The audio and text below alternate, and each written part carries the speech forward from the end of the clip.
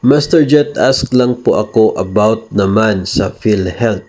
Retired na po ako effective February 1. Sa pag-ibig may nakuha naman po ako. Paano po sa PhilHealth?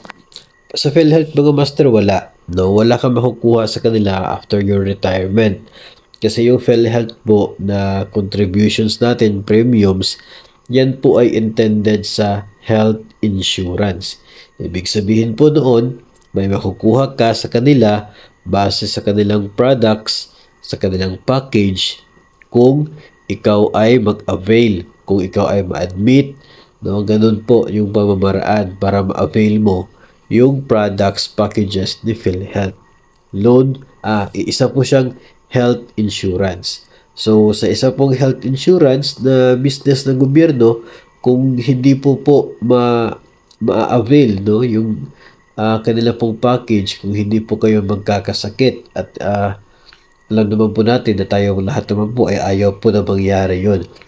So, yung contributions natin ay mapupunta po sa operation nila and other programs ni PhilHealth. Pero kapag tayo po ay mag-retire, hindi na po tayo o wala po tayo makukuha mula kay PhilHealth o hindi po ibabalik yung ating contribution.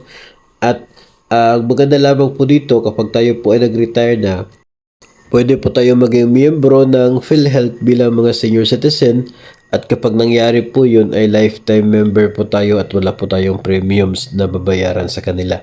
Yung mga active pa naman sa serbisyo, yung kanilang premiums, yun po ang magiging magsisilbing premiums din para sa atin at siya magbabayad para sa atin kapag tayo ay retired na at members na bilang mga senior citizen.